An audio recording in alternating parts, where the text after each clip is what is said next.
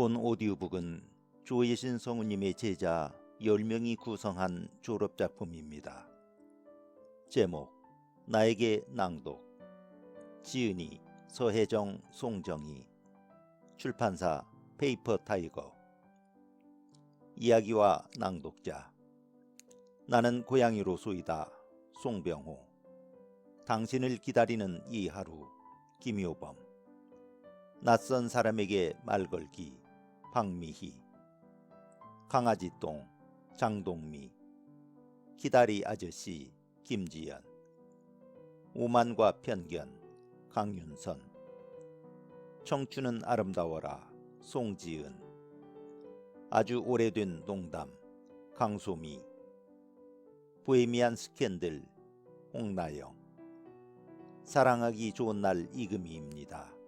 김순영.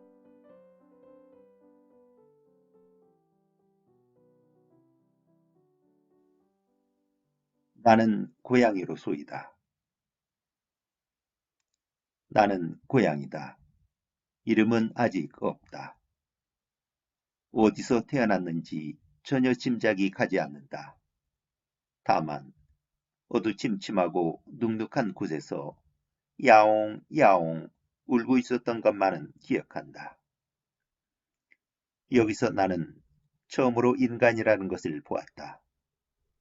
나중에 들었는데 그것은 서생이라는 인간 중에서도 가장 영악한 족속이었다고 한다.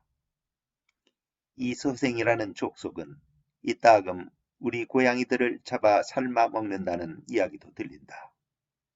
그러나 그때는 아무것도 몰라서 그다지 무섭다는 생각이 들지 않았다. 단지 서생의 손에 얹혀 쑥 들어 올려졌을 때 뭔가 둥실둥실 떠있는 느낌이 들었을 뿐이다. 손바닥 위에서 마음을 가라앉히고 서생을 쳐다보았는데 그때가 아마 인간의 얼굴을 처음 본 것일 게다.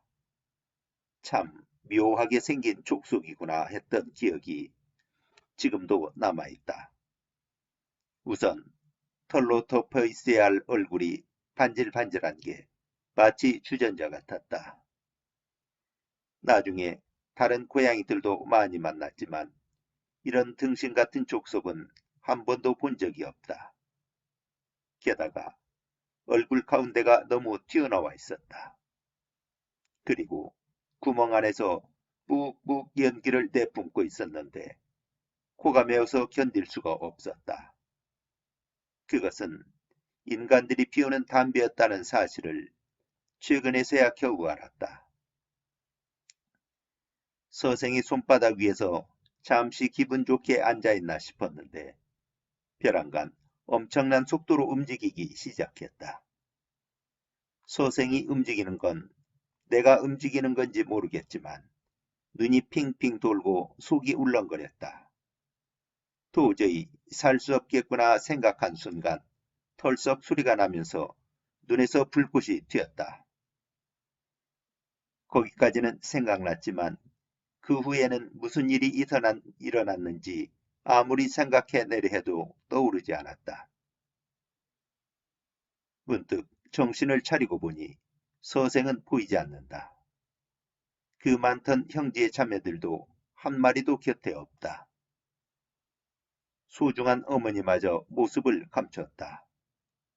게다가 이곳은 여태 있던 곳과 달리 굉장히 밝다. 눈을 뜨고 있기 힘들 정도다. 어라, 뭔가 이상한데 생각하며 슬금슬금 기어나가려고 하자 온몸이 욱신욱신 쑤셨다. 나는 볏짚 위에서 갑자기 조릿대밭으로 내던져진 것이다. 어렵게 조릿대밭에서 기어나오자 멀리 큰 연못이 보였다. 나는 연못 앞에 앉아 이제 어떻게 하나고 생각해봤다. 특별하게 뾰족한 수가 떠오르지 않았다. 잠시 지나자 여기서 울어대던 서생이 데리러 오지 않을까 하는 생각이 들었다. 야옹, 야옹, 시험삼아 울어보았지만 아무도 오지 않는다. 곧 연못 위로 바람이 살랑살랑 불면서 해가 기울기 시작했다. 배가 너무 고팠다. 울고 싶어도 소리가 나오지 않는다. 어쩔 수 없다. 뭐라도 좋으니 먹을 것이 있는 곳까지 움직이자. 이렇게 결심하고 힘든 몸을 이끌고 연못 왼편으로 돌기 시작했다. 너무 괴롭다. 고통을 꾹 참고 계속 기어가자 간신히 인간 냄새가 나는 집이 보였다. 여기에 들어가면 어떻게든 되겠다 싶어 나는 대나무 울타리 사이로 난 구멍을 통해 집의 뜰 안으로 숨어들었다. 당신을 기다리는 이 하루. 김용택.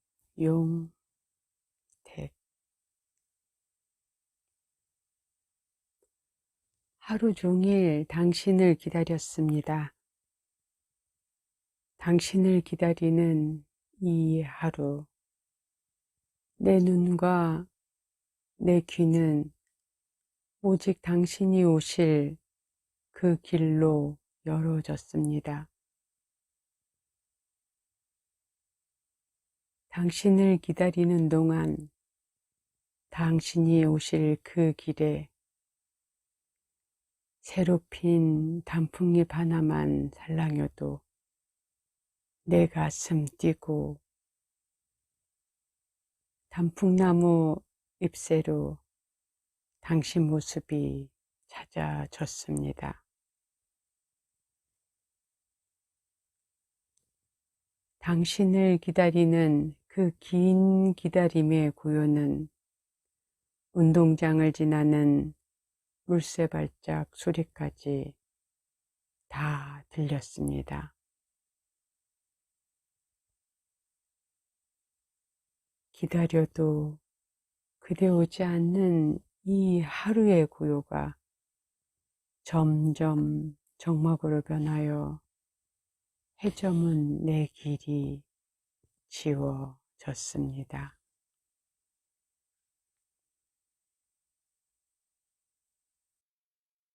낯선 사람에게 말 걸기. 아파트 엘리베이터를 타다 보면 가끔 당황스러울 때가 있습니다.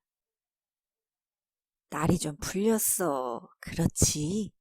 한결 나다니기 좋구먼. 아까부터 옆에 서서 엘리베이터를 기다리던 할머니의 목소리입니다. 내게 하는 말은 아닐 텐데 주위를 둘러보면 나 말곤 아무도 없습니다. 이윽고 문이 열려 엘리베이터를 탔더니 이번엔 할머니가 아예 내 쪽으로 얼굴을 돌리고 말을 걸기 시작합니다. 나는 손잡으러 왔는디 혹시 여기 사시우? 아, 예. 아이, 황사가 왜 이리 심해. 어디 나다니지 마시우. 이럴 때는 참 난감합니다. 대꾸를 해야 하나 말아야 하나 고민하는 사이 할머니는 열린 문을 지나 성큼성큼 내립니다. 안녕히 가세요. 마음으로만 웅얼웅얼 다음번에 이런 일이 닥치면 주저하지 말고 말문을 열어야겠다 다짐하지만 매번 참 쉽지가 않습니다. 한마디로 말해서 마음의 순발력이 떨어집니다. 우연히 마주친 누군가에게 말을 건넨다는 건 꽤나 용기가 필요한 일입니다. 낯선 이의 말에 귀 기울였다가 석연찮은 경험을 해본 사람들은 모르는 사람이 가까이 다가서는 것만으로도 잔뜩 긴장합니다. 말을 거는 이에게 수상한 목적이라도 있을까봐 일단 한 걸음 뒤로 물러서고 봅니다. 하지만 누군가를 만날 때 미소 짓고 음식을 나누는 것은 우리가 오래전부터 배워왔던 일 아닌가요? 내가 누군가에게 무작정 다가가지 않으면 나에게 다가오는 타인의 존재를 제대로 이해할 수 없습니다. 비록 실패를 거듭할지라도 반복되는 시도를 통해 서로에게 다가서려 할 때 나의 존재도 의미가 생깁니다.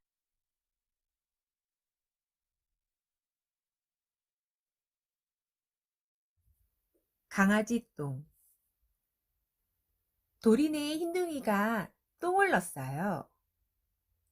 골목길 단밑 구석 쪽이에요. 흰둥이는 조그만 강아지니까 강아지 똥이에요. 날아가던 참새 한 마리가 보더니 강아지 똥 곁에 내려앉아 콕콕 쪼면서 똥! 똥! 에이, 더러워! 하면서 날아가 버렸어요. 뭐야, 내가 똥이라고? 더럽다고?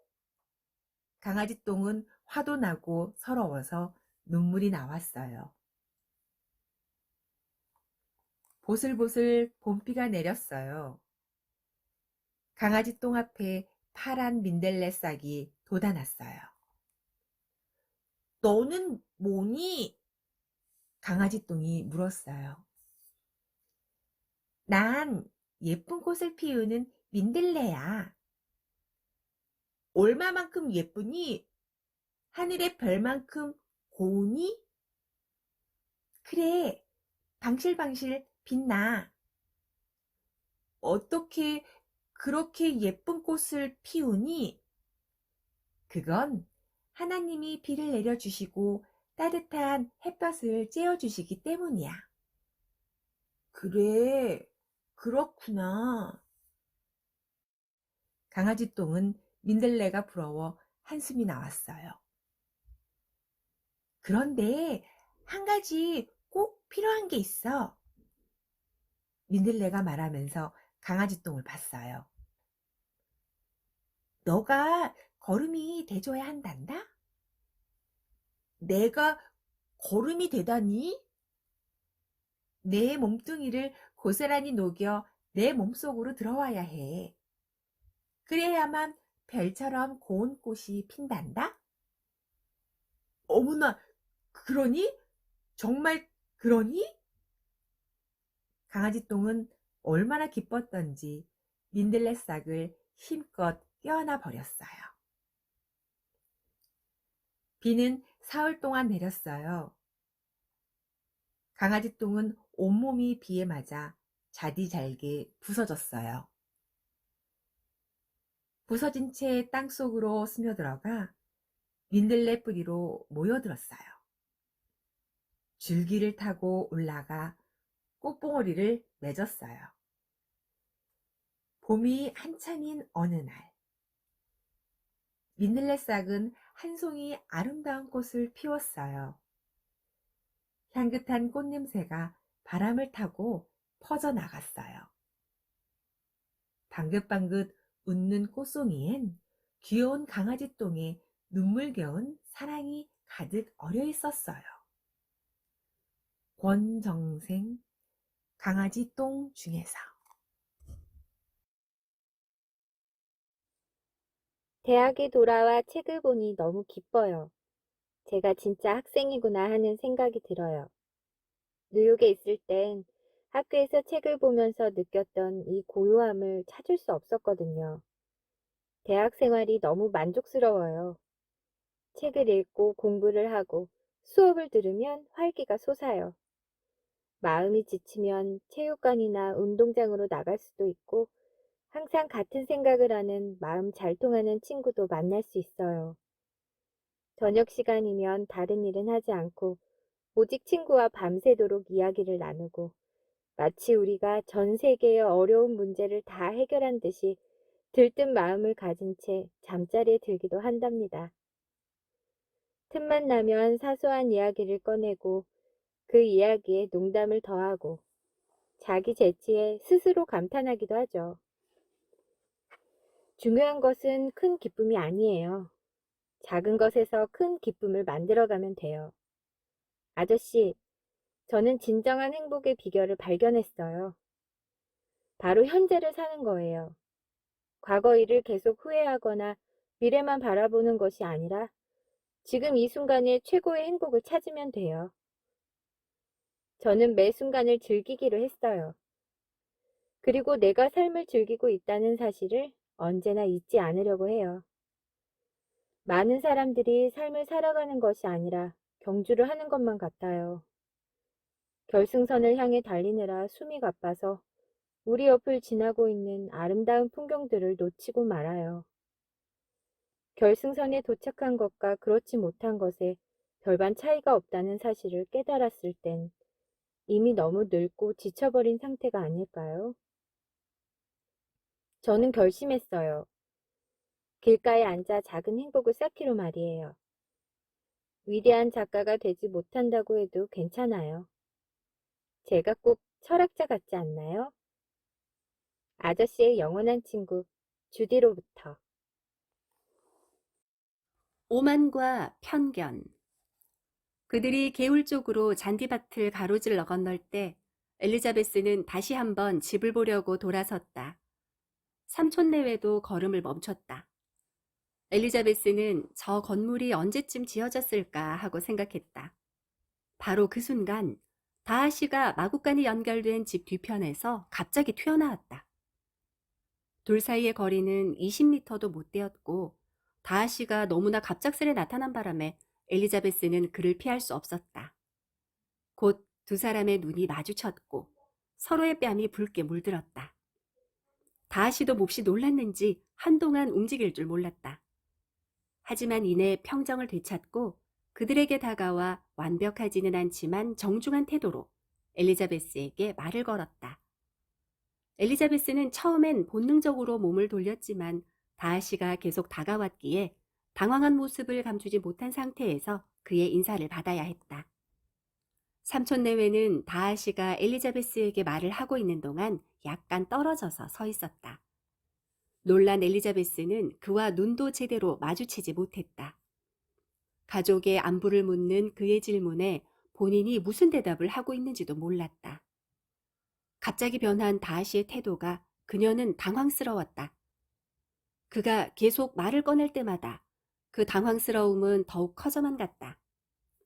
그녀는 평생을 살면서 지금 이 순간처럼 당혹스럽고 불안한 감정을 느낀 적은 없다고 생각했다. 자신이 이곳에 온 게 터무니없는 잘못처럼 여겨졌다. 다하시도 당황했는지 평소에 침착했던 말투가 아니었다. 그녀에게 롱보는 언제 출발하는지, 더비셔에는 얼마나 머무는지 따위의 질문만 되풀이하고 있었는데 무언가 서두르는 모습이 정신이 없는 것처럼 보였다. 나중에는 그도 더 이상 할 말이 떠오르지 않았는지 한동안 말없이 서 있다가 정신을 차리고는 급히 작별 인사를 하고 자리를 떠났다. 돌아오는 동안 다하시의 성품에 감탄한 삼촌 내외는 연신 그를 칭찬했지만 엘리자베스의 귀에는 들어오지 않았다. 그녀는 자기 감정에 빠져서 묵묵히 걷기만 했다. 괴로움과 수치심이 그녀를 괴롭혔다. 내가 이곳에 오다니 세상에서 가장 멍청하고 바보 같은 짓이었어. 얼마나 그가 이상하게 생각할까. 그렇게나 자존심이 센 남자에게 이게 무슨 창피한 일이야. 아마도 내가 일부러 자기 앞에 나타났다고 생각하겠지? 내가 왜 여기에 왔을까?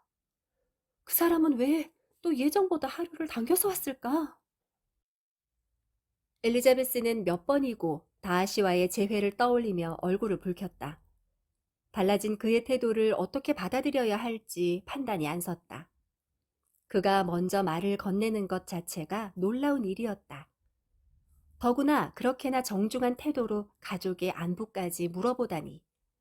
엘리자베스는 그가 위험을 내려놓고 그렇게 예의 바르고 상냥한 태도로 말을 건네는 모습이 의아하고 놀라웠다.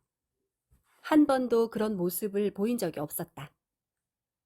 그가 로징스 정원에서 그녀에게 편지를 건네며 말을 하던 때와는 너무나 대조적인 모습이었다. 엘리자베스는 이것을 어떻게 이해하고 설명해야 할지 혼란스러웠다. 청춘은 아름다워라. 어느 날 아침, 복도 창가에서 파이프를 닦고 있는데 로테가 달려와 외쳤다. 오빠, 11시에 내 친구가 도착한대. 안나 암베리크 말이니? 응, 같이 마중 나갈 거지? 뭐, 난 괜찮아. 손님이 온다는 이야기는 들었으나 그동안 잊고 있었던 방문 소식인지라 그다지 기쁘지는 않았다. 그렇다고 발을 뺄 수도 없는 노릇이라 11시쯤 되어 동생과 함께 역으로 나갔다. 아직 기차가 도착하기 전이라 우리는 역 앞에서 이리저리 서성였다. 아마도 2등 칸을 타고 올 거야. 로테가 말했다. 나는 의아한 눈으로 로테를 바라보았다. 틀림없어. 집이 부자니까. 검소한 얘긴 하지만. 조금 언짢았다.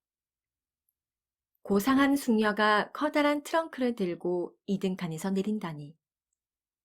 정겨운 우리 집을 보면 초라하다고 여길 것이고 나도 대수롭지 않게 생각할 테지. 2등 칸을 타고 오면 다시 돌아가라고 하자. 어때? 로테는 못마땅한 표정을 지었다. 바로 나에게 한마디 하려 했지만 그 순간 기차가 역에 들어섰다. 로테는 재빨리 그곳으로 뛰어갔고 나는 천천히 로테의 뒤를 따랐다. 3등 칸에서 내리는 동생의 친구가 보였다. 커다란 쇼를 두른 그녀는 명주로 만든 잿빛 양산의 수수한 가방을 들고 있었다. 안나, 우리 오빠야. 나는 안녕하세요 하고 가볍게 인사를 했다. 3등 칸을 타고 왔지만 그녀가 어떻게 생각할지 몰라 가방을 내가 받아들지 않고 짐꾼을 불러 맡겼다. 나는 두 사람과 함께 집으로 걸어왔는데 끊임없이 이야기를 쏟아내는 두 아가씨가 놀랍기만 했다. 하지만 안베르크는 마음에 들었다. 그다지 예쁘지는 않아 조금 실망했지만 얼굴과 목소리에 매력이 있었으며 사람을 기분 좋게 만드는 무언가가 있었다. 어머니가 문 어귀에서 두 사람을 맞이하던 광경이 지금도 눈에 선하다. 어머니는 사람을 통찰하는 눈을 갖고 계셨다.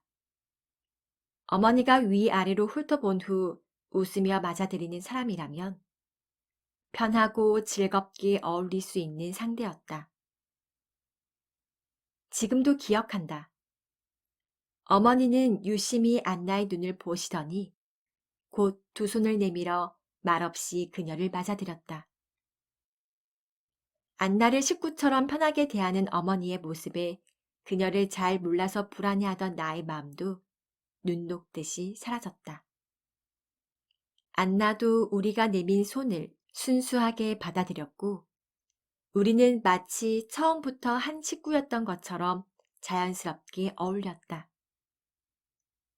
아직 어리고 지혜와 분별력이 부족한 나였지만 첫날부터 호감을 준 이 아가씨가 상대를 편안하게 만드는 자연스러움과 명랑함을 지니고 있으며 세상 경험이 많지 않아도 좋은 친구가 될 수 있는 상대라는 걸 알았다. 그녀가 지닌 명랑함은 내가 어렴풋이 알고는 있었지만 직접 경험하지 못했던 것이었는데 그것은 보통 사람들은 쉽게 얻을 수 없는 오직 고통과 고난을 통해서만 얻을 수 있는 고귀한 명랑함이었다. 이 소중한 명랑함을 우리 집에 온 손님이 지니고 있다는 사실을 나는 나중에야 알게 되었다. 헤르만 헷의 청춘은 아름다워라 중에서 아주 오래된 농담. 혼자 지어 먹는 것도 집밥이 된다는데 용기를 얻어 어느 날 집에서 밥을 지어 보았다. 찾아보니 전기밥솥을 비롯해 냄비, 프라이팬 등 밥과 반찬을 만들 만한 기구도 아쉽지 않게 갖춰놓고 살고 있었다. 밥을 안 치고 나서 몇 가지 반찬을 만들기 시작했다. 밥이 뜸드는 냄새와 된장찌개, 굴비 굽는 냄새가 어우러지면서 이곳이 바로 사람 사는 집구석이로구나 하는 생각이 들었다. 그리운 냄새였다. 나는 밤 냄새를 통해 내 유년기와 맺어지고 있었다. 나는 그냥 되는 대로 반찬을 만들고 있는 것이 아니라 내 입맛을 형성한 시기의 맛을 흉내내고 있는 거였다. 남자하고 살 때 가정부도 음식을 만들려면 부엌에서 냄새를 풍겼다. 나는 집에서 그런 냄새가 나는 게 싫었다. 팬을 돌려도 음식 냄새가 완전히 가시는 건 아니었다. 나는 그것 때문에 늘 아줌마한테 짜증을 내곤 했다. 아줌마, 냄새 좀 안 나게 반찬 만들 수 없어요? 부엌은 기웃대기도 싫었지만 어쩌다 들여다볼 때면 이러면서 손사래를 쳤다. 집에서 그런 구질구질한 냄새를 피우기가 싫어서 그렇게 외식을 좋아했는지도 모르겠다. 마침내 다 된 밥과 끓고 익어가는 반찬의 냄새가 어우러져 더 이상 좋을 수 없는 절정에 달했다. 오장육부가 아우성치듯 맹렬한 식욕이 솟구쳤다. 그러나 꾹 참고 식탁 위에다 격식을 차려 밥상을 차렸다. 나는 반듯하게 차린 밥상을 받으며 자랐다는 자의식이 아무도 보는 사람 없는 데서도 그런 절차를 생략할 수 없도록 했다. 일단 상차림이 끝나자 짐승처럼 개걸스럽게 먹기 시작했다. 그렇게 맛있는 식사는 생전 처음이었다. 나에게 음식 솜씨가 있다는 것은 놀라운 발견이었다. 이 나이에도 내 안에 발견할 게 남아있었다는 건 또 얼마나 신선한 충격이던지. 보헤미안 스캔들. 셜록 홈즈에게 그녀는 언제나 그 여자였다. 그녀를 다르게 부르는 일은 거의 없었다. 홈즈에게 그녀는 다른 여성들의 빛을 모두 무색하게 만드는 존재처럼 보였다. 그렇다고 그가 아이린 애들러에게 사랑 비슷한 감정을 느꼈다는 것은 아니다. 냉정하고 정확하고 감탄할 만큼 균형 잡힌 정신을 가진 홈즈는 모든 감정, 그 중에서도 연애 감정만큼은 아주 끔찍하게 여겼다. 내가 볼 때 홈즈는 세상 누구보다 관찰력과 추리력이 뛰어났지만 연애만큼은 소질이 없는 것 같았다. 그가 달콤한 애정을 이야기할 때면 언제나 그의 입술엔 조롱과 비웃음이 걸려 있었다. 감정은 때론 인간의 숨은 동기나 행동을 파악하는 데 효과적이다. 하지만 논리적 사고에 익숙한 사람이 섬세하고 정교하게 구축된 자신의 정신세계에 감정 요소를 들여놓기란 쉽지 않다. 본인의 논리적 결과물을 의문투성이로 만들어버릴 수도 있기 때문이다. 홈즈 같은 사람에게 강렬한 감정이란 예민한 악기에 들어간 모래나 그가 가진 고성능 렌즈에 생긴 균열 이상으로 큰 문제를 불러올 만한 것이었다. 그러나 그에게도 한 여자가 있었으니 바로 여전히 의혹으로 둘러싸인 고 아이린 애들러다. 나는 최근에는 홈즈와 만나지 않았다. 결혼을 하면서 자연스레 홈즈와 떨어져서 지냈다. 가정을 이룬 나는 더없이 행복했고 집을 중심으로 벌어지는 많은 일들에 모든 관심을 기울이고 있었다. 그러는 동안 홈즈는 완전히 보헤미안 영혼을 가진 사람이 되어 세상 일과 사람들과의 교제는 뒤로 하고 베이커가에 남아 고서 속에 파묻혀 지내고 있었다. 그는 몽롱함과 열정 사이를 헤매고 다녔는데 한 주는 코카인에 빠져 지내고 또 한 주는 격렬하고 날카로운 본성을 따라 열정적으로 일을 하며 지내곤 했다. 항상 그랬듯이 홈즈는 범죄 연구에 깊이 매료되어 있었다. 경찰도 손을 놓은 미스테리 사건을 홈즈는 특유의 관찰력과 탁월한 추리 능력으로 단서를 찾아내어 사건을 말끔히 해결하곤 했다. 아서 코난 도일, 보헤미안 스캔들, 셜록 홈즈의 모험 중에서. 사랑하기 좋은 날, 이금입니다. 오프닝. 우리는 하루에도 수십 번, 수백 번 선택의 갈림길 위에 서게 됩니다. 한다, 하지 않는다. 간다, 가지 않는다. 된다, 되지 않는다. 내 선택이 늘 본능만을 따르는 건 아니죠. 하고 싶지만 하면 안 되는 게 있고, 가고 싶지만 가면 안 되는 상황에 놓일 때도 있고요. 부정보다 긍정의 선택이 많을수록 내 마음 건강에 더 좋다는데 쉽지 않은 얘기죠. 그래서 길을 내줄 필요가 있답니다. 한다, 간다, 된다는 대답이 나올 만한 일들을 찾아내 안겨주는 것, 만들어 떠올리는 사소하고 작은 것쯤은 뭐든 있지 않겠어요? 사랑하기 좋은 날, 이금입니다. 2부. 이유 없이 특별한 사건이나 문제 없이도 마음이 땅바닥 저 끝까지 툭 떨어져 나를 지치게 하는 날이 있다. 일이 내 뜻대로 잘 풀리지 않았다거나 내가 할 일이 아님에도 누군가의 잘못을 대신 뒤집어 썼다거나 차라리 무슨 말썽이 생겨 가슴에 구멍이 난 거라면 원인이 있으니 해결 방법 또한 쉽게 찾아낼 수 있을 텐데 벌써부터 아직 채 오지도 않는 봄을 타기 시작한 건지 내년이면 내 나이도 앞자리 숫자 4로 바뀐다는 불안감 때문인 건지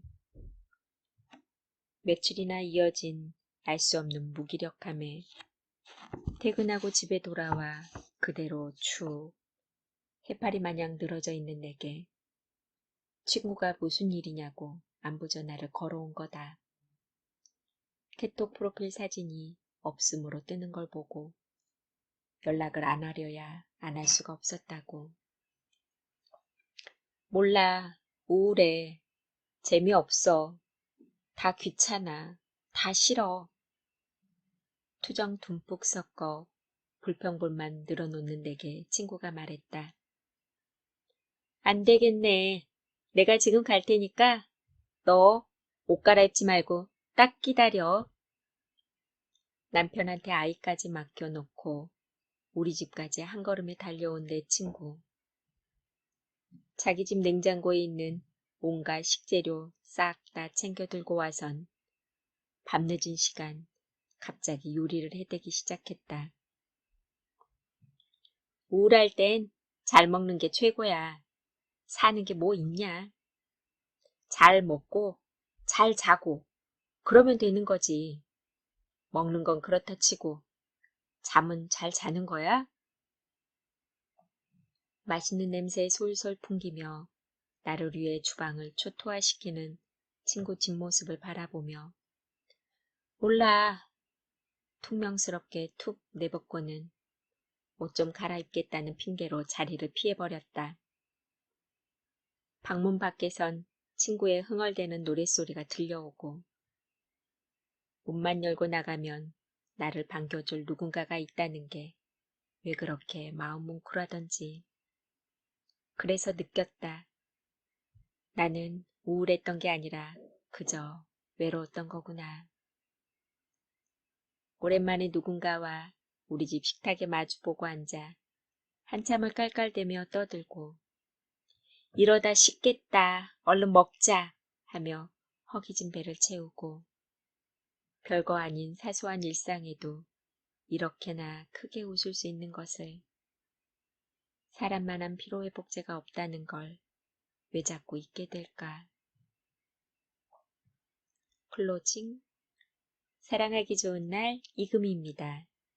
모두 마칠 시간입니다. 오늘 끝곡 들려드리면서 인사할게요. 고맙습니다. 이금희입니다. 사랑하기 좋은 날이었습니다. 강혜정, 사랑하기 좋은 날 이금희입니다. 라디오 대본 중에서